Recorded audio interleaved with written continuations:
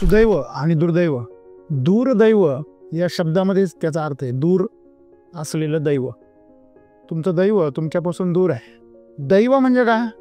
जे देणार आहे, जे फक्त देतं त्याला दैव असं म्हणतात. देणाऱ्याच्या हात वरती असतात आणि घेणाऱ्याच्या हात खाली असतात. देणारा श्रेष्ठ आहे म्हणून तो देव आहे आणि देवाचा जो गुण आहे त्याला दैव असं म्हणतात. मग दैव जे आहे हे तुमचं जेव्हा तुमच्यापासून दूर जातं त्याला आम्ही दूर गेलेलं दैव म्हणजे आमच्यापासून कृपा आशीर्वाद दूर गेलेले. आणि दुसरी गोष्ट म्हणजे सुदैव म्हणजे आमचं दैव जे आहे ते सुंदर आहे. तर जीवन जगत असताना या दैव शक्तीची आम्हाला फार गरज आहे, कारण तिच्याशिवाय आमचं अस्तित्वच नाही. मग दैवी शक्तीची मुळं सद्गुरू असं म्हणतात की आपल्यामध्ये आहेत, आतमध्ये प्रत्येकामध्ये. ज्या दिवशी ती दैवी शक्ती तुमची कमजोर पडते तेव्हा तुम्ही आजारी पडता, तुमच्यातली जीवन ऊर्जा क्षीण होते. आणि जेव्हा ती दैवी शक्ती तुमच्यातून बाहेर पडते तेव्हा तुम्ही मृत्यू पावता. मित्रांनो, ह्या प्रकृतीमधला हा एक फार सुंदर असा एक दाखला आहे की आमच्या आतमध्ये ही शक्ती आहे, ही ऊर्जा आहे, ही दैवी शक्ती आपल्या प्रत्येकामध्ये आहे जी देते, फक्त देण्याचंच काम करते. परंतु ती दैवी शक्तीची जी मुळं आहे ती आतमध्ये आहे. सद्गुरू झाडाचा दाखला देत असं सांगता, ह्या जीवनरूपी झाडाचं जे काही मूळ आहे हे जीवन तुमचं दैवी शक्तीने भरलेलं आहे. आणि ती दैवी शक्ती म्हणजे तुमच्यात असलेला परमेश्वराचा अंश, परमेश्वराचा जो स्रोत आहे तोच आपण विसरल्यामुळे, आणि तो आतमध्ये आहे आणि आपण पोषण कुठे देतोय? बाहेर. आणि मग ही जी ऊर्जा आहे तुमच्या माझ्यामध्ये आहे तिला पोषित करणं गरजेचं आहे असं सद्गुरू म्हणता. आणि तिला पोषण देण्यासाठी तुम्हाला मुळांना पोषण द्यावं लागतं. कुंडलिनी शक्ती ज्याला म्हटलेलं आहे, मूळाधार चक्रामध्ये ती स्थिर आहे, तिथे आपली सर्वांची ऊर्जा स्थित आहे. तिथून ती ऊर्जा सर्पाकृती वेटोळ्यांनी एक एक चक्र पार करत वरती येते. आपल्याकडे दोन शक्ती आहे, एक भौतिक शरीर, एक ऊर्जा शरीर. मग तुम्ही ऊर्जा शरीराला पोषण करणं म्हणजे मुळाला खाऊ घालणं. की आमच्यामध्ये जी ऊर्जा आहे ती ऊर्जा जर आम्ही पोषित केली तर आमच्या बाबतीमध्ये नेहमी सुदैवच घडणार आहे, दुर्दैव येणारच नाही. ज्या ठिकाणी संपूर्ण दुनिया येऊन थांबते तिथून तुम्ही जेव्हा प्रयत्नाला सुरुवात करताना त्याला सुदैव भेटल्याशिवाय राहत नाही. त्याची दैवी शक्तीच काम करते. शरीर तुमचं, मन तुमचं जिथं थकतं, जिथं थांबतं तिथून पुढे दैवी शक्तीचं काम सुरू. तुमच्या क्षमतेपेक्षा, तुमच्या पात्रतेपेक्षा जर तुम्हाला जास्त मिळत असेल किंवा तुमची इच्छा असेल, त्यासाठी तुम्ही प्रयत्नशील असाल तर आयुष्यामध्ये तुमच्या वाट्याला दुर्दैवच येणार. कारण तुम्ही तुमच्या दैवशक्तीच्या जवळ कधीच पोहोचू शकणार नाही. आणि तुमची जी दैवी शक्ती आहे ती जागृतच मुळात कशाने होते? साधनेने होते. आणि आपल्याला साधनाच नकोय. शरीर आणि मनाच्या पलीकडे जे गरजेचं आहे ते करणं म्हणजे साधना. रोज तुम्हाला तुमच्या शरीराच्या क्षमतेच्या सीमा ओलांडता आल्या पाहिजे. रोज तुम्हाला तुमच्या मनाच्या क्षमतेच्या सीमा ओलांडता आल्या पाहिजे. आणि ह्या ओलांडणं म्हणजेच तप आहे आणि ह्या ओलांडणं म्हणजेच साधना आहे. दैवी शक्तीची मुळं कशाने पोषित होतात? सत्यामुळे. सत्यावर चाला, दैवी शक्तीची मुळं पॉवरफुल होतात. असत्याने दैवी शक्ती तुमची काय होते? तुमचं सुदैव तुमच्यापासून दूर जातं, दुर्दैव बनतं. त्याच्यानंतर लोभाने, विश्वासघाताने आपण आपलं आत्मसन्मान गमावणं, आपल्या स्वतःच्या नजरेत आपण उतरणं, ह्याच्यासारखं दुसरं दुर्दैव नाही. मग आमची जी मुळं आहे ती सत्यावर पोषित होतात, ती साधनेद्वारे पोषित होतात, ती सेवेद्वारे पोषित होतात, ती सहवेदनेने पोषित होतात, ती सात्विक आहार घेतल्याने पोषित होतात, ती सत्संगाने पोषित होतात. म्हणजे भौतिक जगतामध्ये तुमचं जे अस्तित्व आहे ते असून नसल्यासारखे. परंतु आमचं दुर्दैव काय? आम्ही भौतिक जगामध्ये ज्याच्याकडं खूप पैसा आहे, ज्याच्याकडं खूप प्रॉपर्टी आहे, ज्याच्याकडं मोठं पद आहे, ज्याच्याकडं सत्ता आहे, त्याला आम्ही खूप मोठं समजतो.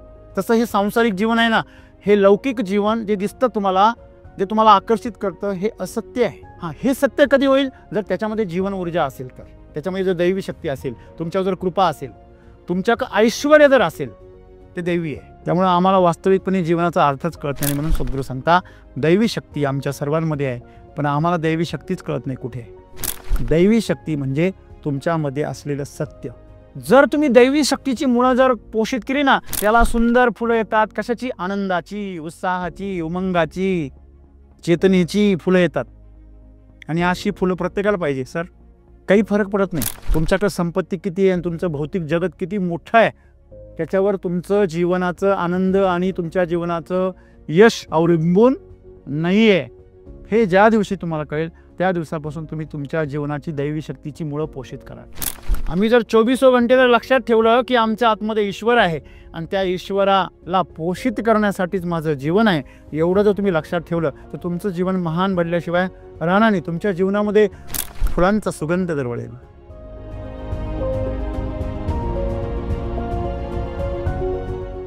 मित्रो, सुदैव आणि दुर्दैव, दूरदैव या शब्दामध्येच त्याचा अर्थ आहे. दूर असलेलं दैव. तुमचं दैव तुमच्यापासून दूर आहे. दैव म्हणजे काय? जे देणार आहे, जे फक्त देतं त्याला दैव असं म्हणतात. तर देणारी गोष्ट आपल्याला प्रत्येकाला आवडते. जो दान घेणार आहे त्यापेक्षा दान देणारा श्रेष्ठच असतो. देणाऱ्याचे हात वरती असतात आणि घेणाऱ्याचे हात खाली असतात. देणारा श्रेष्ठ आहे म्हणून तो देव आहे. आणि देवाचा जो गुण आहे त्याला दैव असं म्हणतात. फुलाचा सुगंध तसा देवाचा सुगंध म्हणजे त्याचं देणं. प्रत्येकाला आपल्या आजूबाजूला कोणीतरी देणारा असावा असं वाटतं. मग दैव जे आहे हे तुमचं जेव्हा तुमच्यापासून दूर जातं त्याला आम्ही दूर गेलेलं दैव म्हणजे आमच्यापासून कृपा आशीर्वाद दूर गेलेले. आणि दुसरी गोष्ट म्हणजे सुदैव म्हणजे आमचं दैव जे आहे ते सुंदर आहे. तर जीवन जगत असताना या दैव शक्तीची आम्हाला फार गरज आहे, कारण तिच्याशिवाय आमचं अस्तित्वच नाही. नवे नवे आम्ही ती दैवी शक्तीच आहोत. मग दैवी शक्तीची मुळं सद्गुरू असं म्हणतात की आपल्यामध्ये आहेत, आतमध्ये प्रत्येकामध्ये. ज्या दिवशी ती दैवी शक्ती तुमची कमजोर पडते तेव्हा तुम्ही आजारी पडता. तुमच्यातली जीवन ऊर्जा क्षीण होते. आणि जेव्हा ती दैवी शक्ती तुमच्यातून बाहेर पडते तेव्हा तुम्ही मृत्यू पावता. मग दैवी शक्ती आहे म्हणून आपण, परंतु दुर्भाग्य बघा आपलं सर्वांचं, आपण ती दैवी शक्ती फक्त जगण्यासाठी वापरतो.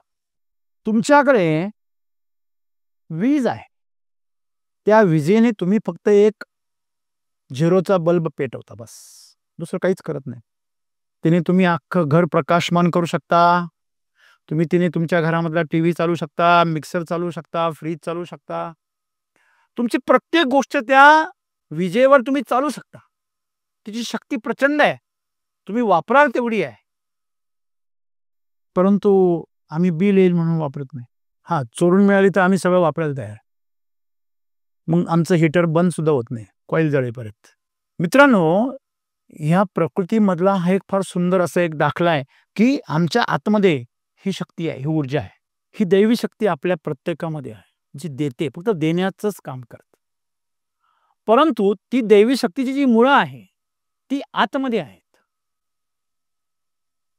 जसे शेतकरी आज शेतीमध्ये प्रचंड अडचणीमध्ये आहे, कारण ती झाडाची मुळांना पोषण करत नाही, ती झाडाच्या पानांना पोषण करण्याचा प्रयत्न करतात, रोगापासून वाचवण्याचा प्रयत्न करतात, पण मुळांना पोषण देत नाही. आणि मुळांना पोषणाच्या नावाखाली विष देतात. जर तुम्ही तुमच्या मुळांना, झाडाच्या मुळांना जर तुम्ही विष दिलं तर साहजिकच पानांमध्ये विष पसरणार आहे आणि तुमचं जे झाड आहे, जीवनरूपी झाड, हे विषारी होणार आहे. आणि आज काहीसं असंच घडतंय माणसाच्या बाबतीमध्ये. सद्गुरू झाडाचा दाखला देत असं सांगता, ह्या जीवनरूपी झाडाचं जे काही मूळ आहे हे जीवन तुमचं दैवी शक्तीने भरलेलं आहे. आणि ती दैवी शक्ती म्हणजे तुमच्यात असलेला परमेश्वराचा अंश, जो वारस आहे. तो वारस अत्यंत श्रीमंत आहे, ज्याचा वारसा तुम्हाला मला आपल्याला लाभलेला आहे. परंतु त्या वारसाच्या हक्कापर्यंत पोहोचण्यासाठी आपल्याला तुमची जी काही साखळी आहे, वारशाचा वृक्ष आहे, त्या वारशाच्या आरंभापर्यंत जावं लागेल. अरे, माझे आजोबा करोडपती होते, मग त्यांची संपत्ती गेली कुठे? मधल्या काळामध्ये आम्ही तिचा वारसाच विसरलो. सम्राटचा वारस आहे आम्ही. तसं ह्या परमेश्वराचा जो स्रोत आहे तोच आपण विसरल्यामुळे, आणि तो आतमध्ये आहे, आणि आपण पोषण कुठे देतोय? बाहेर. एक लक्षात घ्या, शरीराच्या मध्ये परमेश्वर नाही आहे. कुठे आहे तो? दैवी शक्ती कुठे आहे? ती या संपूर्ण भौतिक जगताच्या पासून वेगळी आहे. जसं शरीर वेगळं आणि त्याच्यामधला ऊर्जा वेगळी, परंतु ती सोबत राहते तेव्हा ती जिवंत दिसते. बल्ब आहे, परंतु जेव्हा वीज येते तेव्हाच तो पेटतो. म्हणजे ती वीज आणि तो बल्ब पूर्णपणे काय? वेगळे आहे. फळ आणि त्याच्यामधली ऊर्जा हे दोन वेगळे आहे. एखादं लाकूड आणि त्याच्यामधली ऊर्जा हे पूर्णपणे भिन्न आहे.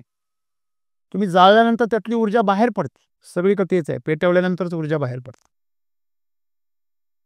मग ती ऊर्जा रागाच्या स्वरूपाने माणसाची बाहेर पडते, ती प्रेमाच्या रूपाने बाहेर पडते, ती सेवेच्या रूपाने बाहेर पडते, ती त्यागाच्या रूपाने बाहेर पडते, ती संघर्षाच्या रूपाने बाहेर पडते, स्पर्धेच्या रूपाने बाहेर पडते.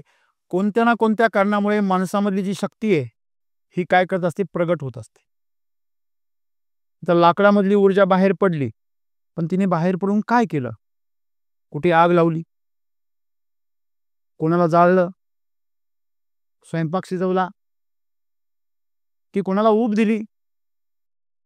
म्हणजे त्या बाहेर पडणाऱ्या ऊर्जेला दिशा जोपर्यंत मिळत नाही तोपर्यंत तिचं सार्थक नाही होत. आणि मग ही जी ऊर्जा आहे तुमच्या माझ्यामध्ये आहे तिला पोषित करणं गरजेचं आहे असं सद्गुरू म्हणता. आणि तिला पोषण देण्यासाठी तुम्हाला मुळांना पोषण द्यावं लागेल. मग आता मुळं कुठे आहे? आतमध्ये. आतमध्ये म्हणजे कुठे आहे? शरीराच्या संपर्कात आहे. जे कुंडलिनी शक्ती ज्याला म्हटलेलं आहे, मूळाधार चक्रामध्ये ती स्थिर आहे, तिथे आपली सर्वांची ऊर्जा स्थित आहे. तिथून ती ऊर्जा सर्पाकृती वेटोळ्यांनी एक एक चक्र पार करत वरती येत. माणसं जीवनामध्ये जे काही यश मिळवताना ते यश एकतर कोणाच्या तरी सहवासात मिळवता. जसं लोखंडामध्ये चुंबकत्व येतं, परंतु ती चुंबकाच्या संपर्कामध्ये एकदा तो जर लोखंड चुंबकापासून बाजूला झाला, जोपर्यंत ते चुंबकाच्या संपर्कात आहे त्याला असं वाटतं माझ्यामध्ये काय आलं, चुंबकत्व.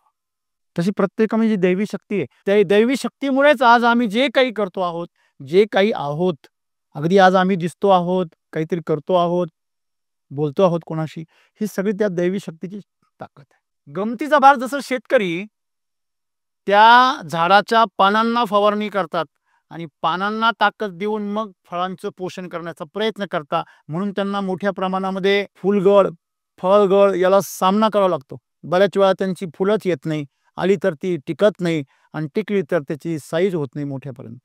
ते कमकुवत राहूनच गळतात. का? पोषण चुकीच्या मार्गाने आहे. जीवन ऊर्जा जी आहे, ज्याला दैवी शक्ती आपण म्हणतो, आतमध्ये आहे, प्रत्येकाकडे आहे ते दैव. पण त्या दैव शक्तीला आपण पोषण करतो की आपण भौतिक शक्तीला पोषण करतो? आपल्याकडे दोन शक्ती आहे, एक भौतिक शरीर, एक ऊर्जा शरीर.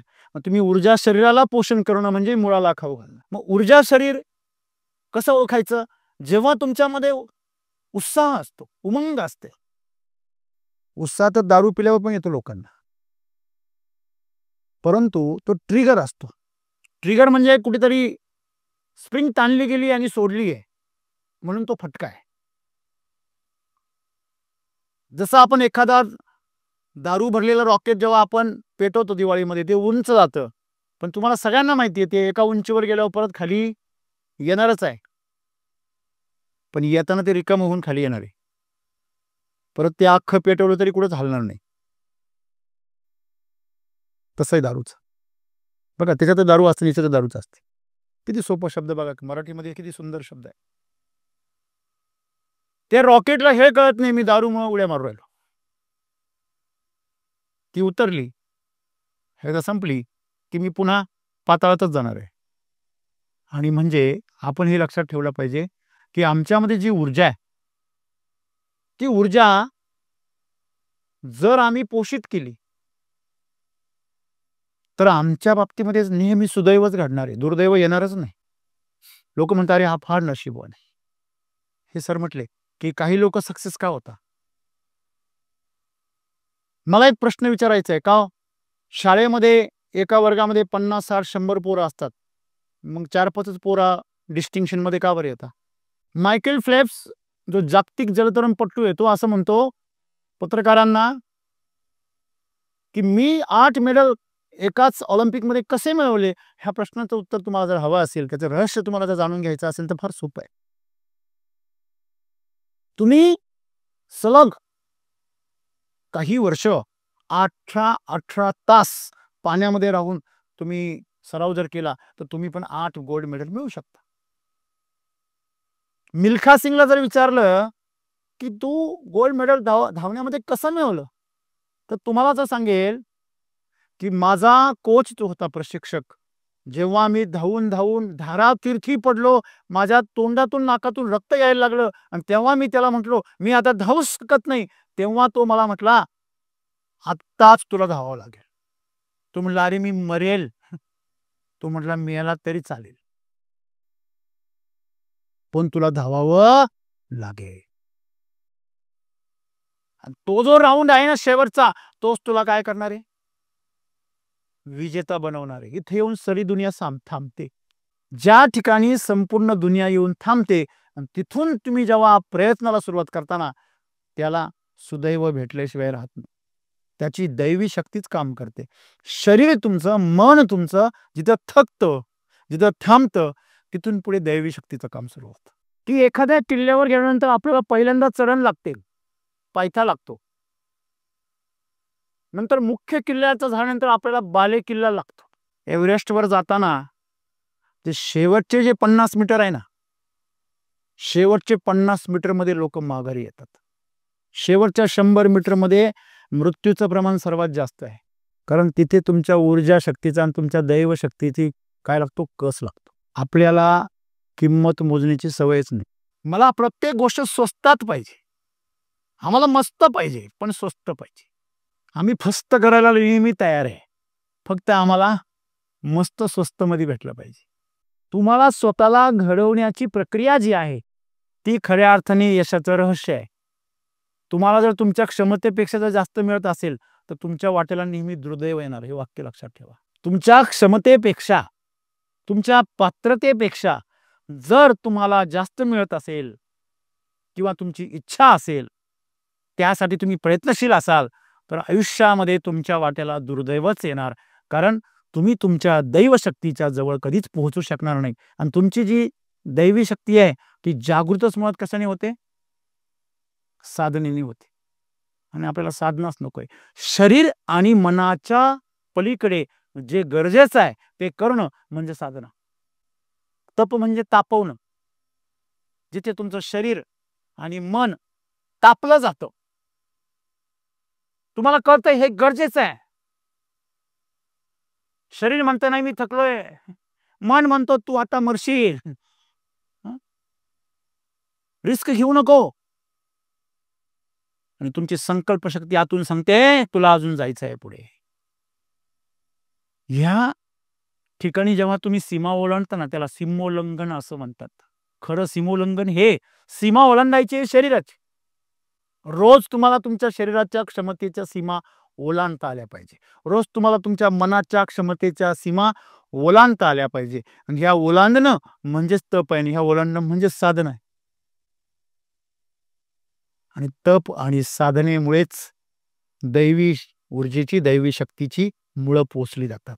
सत्य, सेवा, सहवेदना. सहवेदना म्हणजे काय? एखाद्याला जर अंगात करंट जर उतरलेला असेल, आपण त्याला जर हात लावला तर आपल्या पण अंगात काय उतरतो. एखादं जर काही जळत असेल आणि त्या जळणाऱ्या गोष्टीला ज्या वेळेस तुम्ही स्पर्श करता तेव्हा तुम्हाला पण काय बसता, चटके बसता. रस्त्याने जाताना एक ऍक्सिडेंट झालेला आहे, त्या ऍक्सिडेंट मध्ये कुठेतरी रक्ताच्या थरोळ्यात पडलेलं आहे, तुम्ही तिथून चाललेले, तुम्हाला वेदना होते, पण सहवेदना नाही होत. संवेदना वेगळी. संवेदनशीलता, आजूबाजूच्या परिस्थितीचा परिणाम होणे, त्याची जाणीव होणे, दुसऱ्याच्या वेदना जाणणे, त्याला संवेदना असं म्हणतात. संवेदना, इतरांच्या वेदनांची जाणीव होणे संवेदना. पण सहवेदना म्हणजे काय? सहवेदना म्हणजे तुम्हाला तात्काळ कळाली तुमचा फार जवळचा मित्र आहे, लगेच प्रचंड वेदना व्हायला लागतात, त्या सहवेदना. त्याला ज्या वेदना होत आहे तिथे पडून, त्या वेदना तुम्हाला व्हायला लागतात, त्याला सहवेदना म्हणतात. तुमच्या दैवी शक्तीची मुळं कशाने पोषित होतात? सत्यामुळे. सत्यावर चला, दैवी शक्तीची मुळं पॉवरफुल होतात. बघा, आपण नेहमी एक प्रयोग करतो, तुम्ही असा हात पकडा आणि दुसऱ्याला खाली 2 बोटांनी दाबायला लावा. त्याला विचारा तुझं नाव काय, खरं नाव सांगेल ना, तेव्हा तो हात खाली जाणार नाही, एवढी ताकद असते त्याच्यामध्ये. पण तुम्ही जर त्याला सांगितलं हा तुझं नाव राम आहे आणि त्याला कैलास नाव सांग, तुला प्रश्न विचारला, सांग की माझं नाव कैलास आहे, आणि कैलास नाव घेताना त्याचा हात खाली दाबा, तो लगेच खाली जातो, सहज जातो. का? त्याच्यामधली ऊर्जा काय होते? क्षीण होते. म्हणजे दैवी शक्तीची मुळं काय होता? अंकुंचन पावता, सुकता. असत्याने दैवी शक्ती तुमची काय होते? तुमचं सुदैव तुमच्यापासून दूर जातं, दुर्दैव बनतं असत्याने. त्याच्यानंतर लोभाने, विश्वासघाताने, ज्या ज्या वेळेस तुमची आत्मशक्ती तुमचं स्वतःच्या नजरेत तुम्ही खाली उतरता, तेव्हा तेव्हा नजरेत खाली उतरणं म्हणजे काय? तुमची दैवी शक्ती काय होणं? कोमेजणं. आपण सहज बोलतो, तुझा काय, तुझ्यातला आत्मा काय मेलेला आहे का रे? म्हणजे एवढी क्षीण होणं की पैशांसाठी असो, पदासाठी असो, सन्मानासाठी असो, कोणत्याही गोष्टीसाठी, अहंकारासाठी असो, आपण आपलं आत्मसन्मान गमावणं, आपल्या स्वतःच्या नजरेत आपण उतरणं, ह्याच्यासारखं दुसरं दुर्दैव नाही. आणि मग अशा माणसांना असं वाटतं की नाही, माझ्या बाबतीमध्ये सगळं वाईटच घडतंय. वाईट घडत नाहीये, तू घडून आणतो आहेस. तसं वातावरण तू करतोयस. तू झाडाच्या मुळांना विष खाऊ घालतोय आणि तुझी इच्छा आहे की त्यांनी टवटवीत व्हावं. तुझ्या जीवनामध्ये यश आहे, अपयश आहे, या गोष्टी सोडा, परिस्थिती पण सोडा. सर्वात महत्वाचं काय आहे? का तुम्हाला तुमच्या मुळांना पोषित करायचं आहे. मग आमची जी मुळं आहे ती सत्यावर पोषित होतात, ती साधनेद्वारे पोषित होतात, ती सेवेद्वारे पोषित होतात, ती सहवेदनेने पोषित होतात, ती सात्विक आहार घेतल्याने पोषित होतात, ती सत्संगाने पोषित होतात. आणि गमतीची भाग बघा, ज्या माणसांच्या दैवी शक्तीला क्षीणतेचा रोग झालेला आहे ना, ती माणसं त्यांच्या विलाजापासून नेहमी दूर पळतात. दारुड्या देवळाच्या लांबून जातो, माहिती आहे तुम्हाला? चुकून त्या देवळाच्या समोर जात नाही. त्याला माहिती आहे तिथं बसलेली मंडळी आपला कार्यक्रम करते. तसा जो दुर्दैवी माणूस असतो ना, तो पैसावाला पण असू शकतो, तो एखाद्या पदावर पण असू शकतो, तू कुठे पण जाऊ शकतो, कारण त्याच्या कष्टाने तो तिथपर्यंत जाऊ शकतो. भौतिक जगामध्ये जे तुम्हाला दिसतं ते सत्य नाही, हे आम्ही स्वीकारतच नाही. भौतिक जीवन जे आहे, सांसारिक जीवनामध्ये जे काय आहे, जे लौकिक जीवन ज्याला म्हटलं जातं, त्या लौकिक जीवनामधलं जे असं नाही, ते नसण्यासारखं आहे. आज आहे, उद्या नसेल. तुम्ही कुठल्या पदावर आहात, उद्या तुमची काय अवस्था होईल, कुणी सांगू शकत नाही. म्हणजे भौतिक जगतामध्ये तुमचं जे अस्तित्व आहे ते असून नसल्यासारखे. परंतु आमचं दुर्दैव काय? आम्ही भौतिक जगामध्ये ज्याच्याकडे खूप पैसा आहे, ज्याच्याकडे खूप प्रॉपर्टी आहे, ज्याच्याकडे मोठं पद आहे, ज्याच्याकडे हा सत्ता आहे, त्याला आम्ही खूप मोठं समजतो. हेच तर दुर्दैव आहे. अरे त्यालाच दुर्दैव लाभलेलं आहे. तुम्ही काय घेऊन बसलात? एका भिकाऱ्याकडे दुसरा भिकारी अपेक्षा करतोय, जो स्वतःच असत्याच्या मार्गावर आहे, तो दुसऱ्यावर अवलंबून आहे, दुसऱ्यावर परावलंबी आहे, दुसऱ्याचं शोषण करून जगतोय. त्याच्या जीवावर लोक मोठे व्हायचा प्रयत्न करतात. मला सांगा, चोरी करून, लबाड्या करून, लोकांना फसवून तुम्ही जे जे काही कराल, ती बांधगुळाची शेती नाहीये. हॅलो, चोर कोणावर जिवंत आहे? जो कष्टाने कमवतो त्याच्यावर. बरोबर आहे. आता मला सांगा, झाड स्वतः अन्न तयार करतं आणि त्याच्यावर ते बांडगुळ जगतं. मग तुम्ही त्या बांडगुळाची जर शेती करायला लागले, तुम्ही शेती झाडाची करायला पाहिजे. झाड सत्य आहे, बांडगुळ असत्य आहे. तसं हे सांसारिक जीवन आहे ना, हे लौकिक जीवन जे दिसतं तुम्हाला, जे तुम्हाला आकर्षित करतं, हे असत्य आहे. हां, हे सत्य कधी होईल? जर त्याच्यामध्ये जीवन ऊर्जा असेल तर. त्याच्यामध्ये जर दैवी शक्ती असेल, तुमच्यावर जर कृपा असेल, तुमच्याकडे ऐश्वर्य जर असेल, ते दैवी आहे. आता ऐश्वर्यामध्ये आणि संपत्तीमध्ये काय फरक आहे? संपत्तीचा कोणीतरी मालक असतो, ऐश्वर्याची तुम्हीच मालक असता. ईश्वर हा ऐश्वर्याचा मालक आहे. ऐश्वर्य म्हणजे काय? तुमच्याकडे पैसा आहे आणि भोगण्यासाठी आरोग्य पण आहे. तुमच्याकडे संपत्ती आहे आणि त्याचे तुम्ही भरपूर आनंद घेताय. तुम्हाला ती गमावण्याची भीतीच नाहीये. याला म्हणायचं ऐश्वर्य.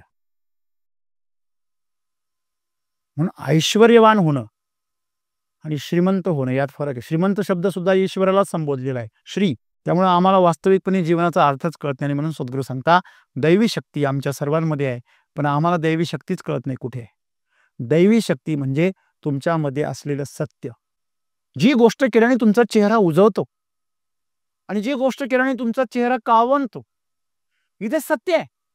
ज्यावेळेस तुमचा चेहरा उजळतो, तुमच्यामधली दैवी शक्ती पोषित होते, म्हणून तो चमकतो. तुम्हाला माहिती आहे खोटं बोलल्यावर आणि काहीतरी लबाड्या केल्यावर तिथं आपला चेहरा काय होतो. म्हणजे हे जे सत्य आहे, हे सत्य जर आपण पोषित केलं कुठं झाडाच्या मुळांना, तर झाड काय होतं एकदम टवटवीत आणि त्याला आलेली फुलं डुप्लिकेट नसतात. जसं PGR देऊन जेव्हा फुलं येतात ना, ती येतात पण आणि गळतात पण. मग ती गळू नये म्हणून परत नवीन काहीतरी. आम्हाला दिसण्याचं जीवन नकोय, असण्याचं जीवन पाहिजे. आजकाल फक्त दिसण्याचं जीवन आहे. मी फार चमकतो, पण ती पावडर लावलेली असते तेवढा वेळ. थोड्या वेळाने ती पावडर पण काळी पडून जाते. याच्या संपर्कात येऊ. ते कंपनीला पण प्रश्न पडतो, यार हे इथे गेल्यावर काळी का होते? आपण एक लक्षात ठेवलं पाहिजे, की जर तुम्ही दैवी शक्तीची मुळं जर पोषित केली ना, त्याला सुंदर फुलं येतात. कशाची? आनंदाची, उत्साहाची, उमंगाची, चेतनेची फुलं येतात. आणि अशी फुलं प्रत्येकाला पाहिजे. सर, आपल्या जीवनामध्ये तुम्हाला सांगतो, छोटंसं का होईना झाड, पण ते फुलांनी भरलेलं पाहिजे. एखाद्या गरिबाच्या घरात सुद्धा दैवी शक्तीची फुलं उमललेली असतात. काही फरक पडत नाही. तुमच्याकडे संपत्ती किती आहे आणि तुमचं भौतिक जगत किती मोठं आहे, त्याच्यावर तुमचं जीवनाचं आनंद आणि तुमच्या जीवनाचं यश अवलंबून नाहीये. हे ज्या दिवशी तुम्हाला कळेल, त्या दिवसापासून तुम्ही तुमच्या जीवनाची दैवी शक्तीची मुळं पोषित करा. आणि तुम्हाला माहिती आहे, नुसता आनंद मिळत नाही. तुम्ही जर आणखी ती दैवी शक्ती जर पोषित केली, साधना केली, ध्यान केलं, धारणा केली आणि योगामध्ये जगायला लागलात, कर्मयोगी बनलात, ज्ञानयोगी बनलात, भक्तियोगी बनलात, तर त्या दैवी शक्तीच्या फुलांमधून असा सुगंध येतो आणि तुम्ही जन्म मरणाच्या फेऱ्यातून मुक्त होता. बघा, छोटीशी गोष्ट आहे. तुमच्याकडे जर पैसे आले भरपूर, तर तुम्ही दुसऱ्याच्या वर अवलंबून राहण्याची तुमची जी काही आजची गरज आहे, ते तुम्ही काय होणार? मुक्त. हे कोणाकोणाला नाही आवडणार मला सांगा तुमच्यापैकी? स्वातंत्र्य कोणाला आवडत नाही? पैशाच्या चणचणीमधून मुक्ती, स्वातंत्र्य आहे, आनंद आहे, बरोबर. नंतर प्रेमाची जी गरज आहे त्यातून पण मुक्ती. आज प्रत्येक पुरुष जो आहे तो स्त्रीवर अवलंबून आहे. 2 शब्द प्रेमाचे, आपलं हक्काचं कोणीतरी. म्हणजे दोघांचं जे प्रेम आहे ते भूक आहे, एकमेकाची गरज आहे. त्याची पण गरज जेव्हा तुमची भागते, जेव्हा तुम्ही स्वतःच प्रेममय होऊन जाता. मला सांगा, तुमच्या घरी जर दूध दुभतं आहे, भरपूर गाया आहे, गोठा आहे, भरपूर दूध येते, तुम्ही दूध विकत आणाल का? तुम्ही गवळ्यावर अवलंबून राहाल का? काय रे गवळे बाबा, काय पातळ दूध देतो? काय रे तू पाणी घालतो? म्हशीचं दूध सांगतो, जर्सी गाईचं घेऊन येतो. मग या टेन्शन मधून आपण काय होऊन जातो? मुक्त. म्हणजे मुक्ती जी आहे, आम्हाला सांसारिक जीवनामध्ये स्वातंत्र्य आणि मुक्तीचे एवढे महत्व आहे. तर विचार करा, ह्या भौतिकच्या पलीकडे जे अभौतिक जीवन आहे, त्याच्याबरोबर तुमचं जर सामर्थ्य निर्माण झालं तर. आज आपण अनेक लोक असं बघतो की त्यांच्या समोर गेलो की आपली वाचा बंद होते. जसं एखाद्या ठिकाणी गेल्यावर त्या संरक्षण खात्याचे जर काही कार्यालय असतील किंवा विमानतळ असेल, त्या ठिकाणी जॅमर असतात. काही ठिकाणी मोबाईल काय करून टाकतात? जॅम. तशा प्रकारे तुमची जी गंगन आहे ना, ती जॅम करून टाकतात काही ठिकाणी. मंदिर आहे, मंदिरांच्या मध्ये गेल्यावर आपली गणगण शांत होते, कारण तिथं जॅमर बसवले ईश्वराने. ते तुमची गणगण कट करून टाकतं, साफ करून टाकतं, स्वच्छ करून टाकतं. मग म्हणून दैवी शक्तीची ताकद तुम्ही ओळखली नाही. सगळं झाल्यानंतर ही माणसं देवाकडे का जातात? तुम्ही बघा, जेवढी मोठी मोठी लोक आहेत, जवळजवळ 90% लोक, श्रीमंत लोक साधू संतांकडे जातात. बरं, ते जाऊ द्या. आपण ग्रामीण भागात बघतो, मध्यमवर्गीय लोक सुद्धा दरवर्षी सगळ्या प्रकारची जर एखादी संकटे यायला लागली, पोराचं लग्न, पुरीचं लग्नच होत नसेल, तर शेवटी कुठे निघतात? चला त्र्यंबकेश्वरला. शांती करा, शांती. म्हणजे दैवी शक्तीची आम्हा सर्वांना गरज आहे. तिच्याशिवाय आम्ही पोरके आहोत, तिच्याशिवाय आम्ही विकलांग आहोत. ती दैवी शक्ती आमच्या सर्वांमध्ये आहे, त्यामुळे तर आम्ही जिवंत आहे. परंतु आम्ही फक्त जिवंत राहण्यासाठी त्याचा वापर करणं म्हणजे याच्यासारखं दुसरं दुर्दैव नाही. आम्ही तिच्याकडे दुर्लक्ष केलेलं आहे. लक्ष कसं केलेलं आहे? दूर दूर केलेलं आहे आम्ही लक्ष तिच्यापासून, म्हणून आमचं दुर्दैव आहे. आम्ही तिच्याकडे लक्ष केंद्रित केलं, आम्ही जर 24 घंटे जर लक्षात ठेवलं की आमच्या आतमध्ये ईश्वर आहे आणि त्या ईश्वराला पोषित करण्यासाठीच माझं जीवन आहे, एवढं जर तुम्ही लक्षात ठेवलं तर तुमचं जीवन महान बनल्याशिवाय राहणार नाही. तुमच्या जीवनामध्ये फुलांचा सुगंध दरवळेल. ज्या ठिकाणी काहीतरी कार्यक्रम असतो तिथे गावातले जे उन्हाळ पोर असतात ते आपोआप गोळा होतात, होतं की नाही? पण तसेच त्या ठिकाणी सर्व सज्जन मंडळी सुद्धा काय होता? गोळा होता, आपोआप गोळा होता. तुम्ही जर साखर टाकली तर काय गोळा होता? मुंग्या गोळा होता. तसं ज्या ठिकाणी सत्य आहे त्या ठिकाणी सत्याचे आचरण करणारे, सत्याची शक्ती असलेले लोक आपोआप आकर्षित होतात. जसा दारूच्या गुत्त्याकडे आकर्षित होतो, सिगरेट पिढीवाला पानटपरीकडे आकर्षित होतो, तसंच ही सज्जन मंडळी सत्य आणि साधना ज्या ठिकाणी आहे तिथे आकर्षित होतात. वेळ लागतो पण होतात. तसं ह्या तुमच्या जीवन ऊर्जेने जर तुमची जर फुलं उमलली तर सर्व मधमाशा तुमच्याकडे आकर्षित होतील. मग तुम्हाला असा प्रश्न पडणार नाही, यार चांगली माणसं माझ्याकडे कशी काय आकर्षित होतात? कारण तुझ्यातली फुलं उमललेली आहे. आणि चांगली माणसं तुमच्यापासून जर दूर जात असतील, तुझ्या झाडावर करपा आलेला आहे. मी तुमच्या आंतरिक जीवनाचं भास बद्दल बोलतोय. म्हणून आज तुम्हाला लोकांना जर आकर्षित करायचं असेल तर चांगले कोट, चांगली गंध पावडर, चांगले स्टाईल वगैरे नंतर करा, पण पहिलं आतलं सौंदर्य वाढवा. आतलं जे जीवन आहे त्याला पोषित करा. ईश्वराची शक्ती, दैवी शक्ती तुमच्या माझ्यामध्ये आहे असं म्हणतात. प्रत्येकामध्ये रामही आहे. आणि तुम्ही कोणाला पोषित करता? तुम्ही मांसाहार कराल, तुम्ही मदिरापान कराल, तुम्ही व्यभिचार कराल, तुम्ही खोटं बोलाल, तुम्ही ह्या सगळ्या गोष्टी केल्या की तुम्ही रावणाला मोठं करणार आहे. आणि याच्या विरुद्ध गोष्टी केल्या की तुम्ही रामाला मोठं करणार आहे. रामाला मोठं करणं म्हणजे तुमच्यामधल्या दैवी शक्तीला काय करणं? पोषित करणे. प्रत्येक मिनिटाला तुम्ही पोषित करताच आहात. तामसिक आहार खा, तुम्ही रावणाला पोषित करणार आहे. सात्विक आहार खा, तुम्ही रामाला पोषित करणार आहे. तुमच्यातल्या रामाला तुम्ही जर पोषित केलं तर तुमच्या नावाने दिवाळी साजरी होईल.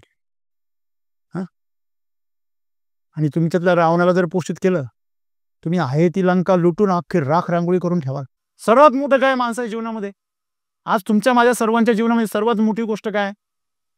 समाधान, आनंद, शांती आणि आरोग्य. या 4 गोष्टींपैकी तुमच्याकडे काय आहे? हॅलो? आणि किती प्रमाणात आहे? तुम्ही आशावादी आहात की निराशावादी आहात? तुम्ही उमंग आणि उत्साहाने भरलेले आहात का तुम्ही कायम कोमात आहात? नीता अंबानींची जी लाखो रुपयाची जी बॅग आहे ती तुम्हाला सापडली, म्हणजे कल्पना करा.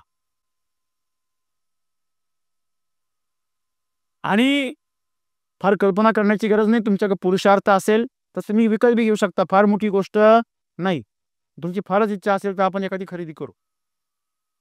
ती बॅग तुम्हाला जर मिळाली आणि तुमची जर असली, तुम्ही तिच्यामध्ये जर कचरा भरला तर काय म्हणावं तुमच्या शहाणपणाला? तसं हे परमेश्वराने दिलेलं अलौकिक असं शरीर आहे, अलौकिक असं जीवन आहे, आणि त्याच्यामध्ये तुम्ही काय भरता? काय भरता?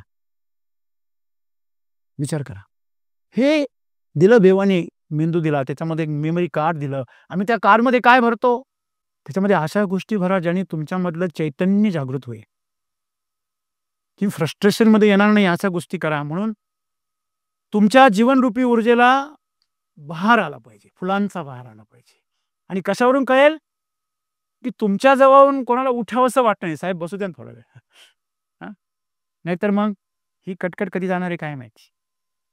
काही माणसं नुसती येऊन जरी बसली ना तरी आपण डिस्टर्ब होतो. होतं असं? होतं का असं? ओळखून घ्यायचं. त्याच्यात तरी काहीतरी प्रॉब्लेम तुमच्यात तरी आहे. बरोबर आहे? जर समोरचा जर फुल पॉझिटिव्ह असेल आणि तुम्हाला त्रास होत असेल तर तुम्ही ओळखून घ्या काय परिस्थिती आहे. आणि समोरचा जर पूर्णपणे निगेटिव्ह आहे आणि तुम्हाला त्रास होत असेल तर समजून घ्यायचं, कनेक्शन डिनाइड. तुमच्या आत्मला ऑरा काय म्हणतोय? Connection denied. Virus detected. कळतं का? आणि तेवढं कळायला बी तेवढी तुमची ऊर्जा तीव्र असावी लागते. हे तर काहींना हे सुद्धा कळत नाही. समोर गटार हे का अमृत आहे हे कळलं पाहिजे आपल्याला. म्हणून जीवन मित्रांनो एवढं सुंदर आहे ना, वैदिकचं झाड आहे ना, वैदिकचं तुम्ही जर पोषण दिलं ना आणि तुम्ही त्याला जर केमिकल टाकलं, ते अवॉइड करतं, डिनाय करतं, घेणार नाही ते. आणि केमिकलच्या झाडाला तुम्ही काही पण द्या, ते सगळं वळतं वर. तुम्ही जर्सी गाय पहा, प्लास्टिक पण खाते. तुम्ही गावठी गायला कडा टाका, उष्ट कोणाचं तरी कडवं, तरी खाणार नाही.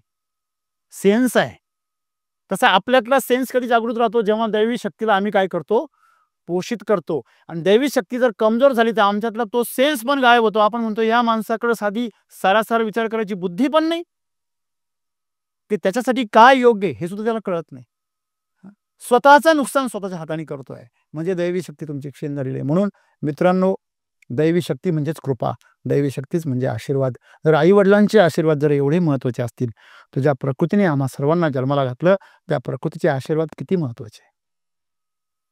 जेव्हा तुम्ही तुमचं जीवन तिच्या सुपूर्त करून टाकता प्रकृतीच्या, तुला जसं वापरायचं तसं वापर, तेव्हा तुमची जीवनामधली दैवी शक्ती पोषित झाल्याशिवाय राहत नाही. कारण तिला माहिती याला पोषण कसं द्यायचं ते. आईला माहिती या बाळाला काय द्यायला पाहिजे, ती दुधातून देते, प्रकृती देते. बरोबर आहे. म्हणून आपण सर्वांनी यापुढे एक लक्षात ठेवा, तुमचं जीवन ही तुमची निर्मिती आहे. तुमच्या आतमध्ये जो परमेश्वराचा अंश आहे, जो दैवी शक्ती आहे, जो राम आहे, त्याला पोषित कसं करता येईल ते पहा आणि तसं जीवन जगा. तुमचं जीवन जे आहे ते फुलांसारखं बहरेल आणि सर्वत्र तुमच्या कीर्तीचा सुगंध दरवळेल. सद्गुरू असं म्हणता, जर तुम्ही तुमच्या आतमध्ये रुजलेल्या दैवी शक्तीच्या मुलांना जर पोषित केलं, तुम्ही फुलांना जाऊच शकत नाही, ते येणारच. तुम्ही सुदैवी आहात की दुर्दैवी हा प्रश्नच नाही, ते उमलणारच आणि त्याचा सुगंध दरवळणारच. सुंदर असं वर्णन आहे.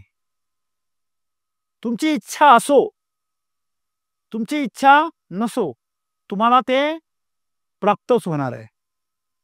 एवढं सोपं जीवन आहे. पण तुम्ही पोषण कोणाला द्या. तुम्ही जर स्वतःतल्या रावणाला जर पोषित केलं तर राम हल्ला करायला येणारच आहे. आणि तुम्ही जर तुमच्यातल्या रामाला पोषित केलं तर तुमच्या नावाने अयोध्या सजणारच आहे. लक्षात ठेवा, सजणारच आहे. तुम्ही नाही म्हटले तरी तुमची अयोध्या म्हणजे तुमचं जन्म ठिकाण. तुम्ही ज्या जन्मभूमीमध्ये जन्माला आलात, मग ते तुमचं गाव असेल, तालुका असेल, जिल्हा असेल, देश असेल, राज्य असेल, तिथं तुमच्यासाठी अयोध्या सजणार. पण तुम्ही त्या मुलांना पोषित केलं पाहिजे. बाह्य जगामध्ये तुम्ही किती जरी प्रयत्न केले तरी तुमच्यामधली फुलं उमलणार नाही, आणि उमलली तरी ती टिकणार नाही. रात्रीची उमलती ना रात्रीचीच गळून जाते. जंगल में मोरनाचा किसने देखा. तुमच्या फुलांचा सुगंध दरवळायच्या आत जर ती गळाली आणि फुलांमधून जर धोत्र्यासारखा दुर्गंध यायला लागला, तर समजायचं मुळांमध्ये विष घातलेलं आहे. ती दुर्दैवाची फुलं आहे, सुदैवाची नाही. ही दैवी शक्तीची फुलं नाही, ही रावणाची फुलं आहे, रावण फुलं आहे. लक्षामध्ये. म्हणूनच मला वाटते महादेवाला रावण फुलं घातलं. महादेव काय म्हणतो, जे विष आहे ते मला द्या. धोत्र्याची फुलं, धोत्र्याची बोंड महादेवाला अर्पण करतात, कारण तो निळकंठ आहे, विष ग्रहण करतो आणि अमृत देतो. बरोबर आहे. आणि म्हणून आपण सुद्धा, तुमच्यामध्ये क्षमता तयार होईल, तुम्ही लोकांच्या जीवनामधलं विष घेऊन त्यांना अमृत देऊ शकाल, एवढी ताकद तुमच्या आतमध्ये असलेल्या दैवी शक्तीचे. हेच सद्गुरूंना सांगायचं. धन्यवाद.